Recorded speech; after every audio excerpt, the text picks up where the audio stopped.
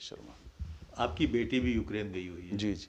क्या नाम है बेटी का, क्या करने गई है, कब गई यहाँ से वो? उसका नाम नंदनी है, नंदनी शर्मा। MBBS पढ़ाई के लिए गई थी दिसंबर में, 10 दिसंबर में। उसके 500 के लगभग नीट में नंबर आए थे। तो यहाँ तब तक काउंसलिंग नहीं चली थी, फिर वहाँ खर्चा भी कम है यहाँ की अपेक्षा, इसलिए वो तय किया था कि भाई यूक्रेन पढ़ लेंगे। उसको पढ़ने की इच्छा थी, डॉक्टर बनने की इच्छा है, तो वो अपने उससे गई कि हाँ पापा मुझे वहाँ भेजो और मैं MBBS करूँगी। क्योंकि अब जो हालात बने यूक्रेन के, क्या स्थिति है वहाँ पे बच्चे की? और अब जैसे वो बता रही, वहाँ वैसे तो पहले तो मैस में जाते थे खाना खाने, अब जब से ये वहाँ आपातकाल घोषित हुआ तो तब से वो मैस तो बंद कर दिया उन्होंने। अब हमने जो इनके पैसे डाले थे अकाउंट में, मैंने कहा भाई जब उस दिन पता चला कि आपातकाल घोषित हो गया, तो हमने कहा भाई जितने तुम्हारे पे पैसे, इन सब का तुम मार्केट में जाके जहाँ आसपास दुकान हो, मॉल हो, वहाँ से सब सामान खरीद लो खाने पीने का, 8-10 दिन का, महीने का, जितने भी तुम्हारे पे पैसे जो मिले। लेकिन वहाँ जाकर पता देखा इन्होंने कि अब भीड़ भयंकर वाली है, तो इन्होंने किसी ना किसी तरह 8-10 दिन का सामान, जैसे बिस्किट हैं, ब्रेड हैं, इस तरह का सामान लेके इन्होंने रख लिया। शुरू में तो बच्चे सोच रहे थे कि नहीं कुछ ऐसा होगा नहीं, लेकिन अब जब जैसे जैसे दिन टाइम पास हो रहा, मामला बढ़ रहा है, उस हिसाब से इनको वो मानसिक तनाव हो गया बच्चों को। आप लोगों की क्या स्थिति है? आप लोगों को तनाव नहीं हो रहा है? अब तनाव तो है, अब इतने बच्चे इतनी दूर गए हुए, कैसे आएंगे, क्या होगा, किस लिए बच्चों को भेजा था और हो क्या गया। अब पैसा खर्च करते हैं, अपने से दूर करते हैं बच्चे को। तो बच्चों को लाने के लिए कोई अप्रोच आपने सरकार से संपर्क किया है? सरकार से? हाँ, शासन द्वारा फ़ोन भी आ रहे मेरे पे, DM साहब के यहाँ से भी फ़ोन, आपदा वालों का भी आया था, और आसपास और कई लोगों के फ़ोन आए कि शासन को भेज दी, शासन से उसी दिन परसों भेजी थी लिस्ट बच्चों के।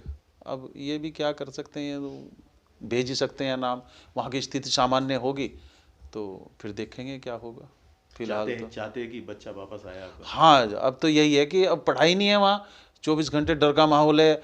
अब वो कोई भी वो सीनियर बताते हैं, अब वो भी बेचारे ऐसे ही हैं, वो आके बताते हैं तुरंत, जैसे बैठे हैं ये कि अभी वो सायरन बजने वाला है, 4 बजे बम गिरेगा, तो ये बेचारे अगर खाना खा रहे तो वो छूट जाएगा।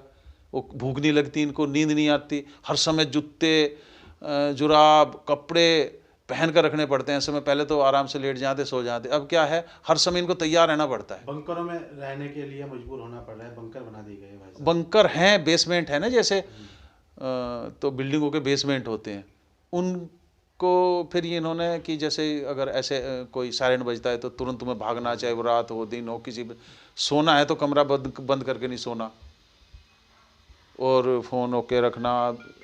जैसे कहते हैं कि नींद में पूरी नींद नहीं करनी, जागते से सोना है, चेतन रहना है। जैसे सायरन बजेगा तुरंत सारे बच्चे भागेंगे अपने बैग लेके उसमें, तो इस तरह का एक भाव वो बना दिया, भय का माहौल। और जैसे लोगों के और बच्चे हैं वे भी बेचारे परेशान हैं, जिनके ज़्यादा दुखी हैं। और भी बच्चे हैं हरिद्वार के कुछ जो हाँ, हरिद्वार के जो मेरी जानकारी में है 2-3 बच्चे और हैं।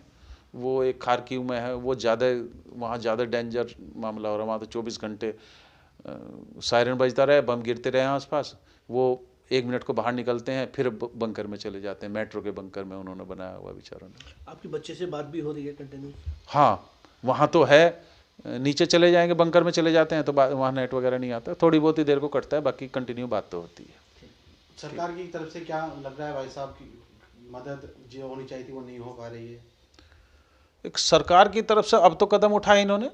अगर उस समय एडवाइजरी जारी जो कर रहे थे कि भाई यहाँ से अगर पूरा ये शुरू में ही कह दें बच्चों के, क्योंकि बच्चे हैं तो 18-20 साल के बच्चे, इनको कोई जानकारी तो है नहीं, इन्हें तो केवल हवाई जहाज़ में जाना और एयरपोर्ट से यूनिवर्सिटी छोड़ दिया, बाकी जानकारी नहीं। अगर शुरू में ही एडवाइजरी जारी कर देते 10 तारीख में 5 में कि भाई अंदेशा है आपको यहाँ रहना नहीं है, आप निकलो, तो माँ बाप चाहे कितना भी पैसा, चाहे 1 लाख का टिकट करते, वो बुलाते बच्चों को अपने उससे। अब सरकार जो प्रयास कर रही है बच्चों को लाने की, जो वहाँ पे लोग फंसे हैं, इस तरह से भी यहाँ से हवाई सेवा सरकार अपने खर्चे में लाने की बात कर रही है। अब मोदी जी पे विश्वास है कि बच्चे सुरक्षित आ जाएं, खर्चा तो सब गार्जियन देने को तैयार हैं, और बढ़ा के भी ले लेंगे तब भी वो देंगे, लेकिन बस इतना ही है कि वो सुरक्षित जल्दी अपने घर आ जाएं।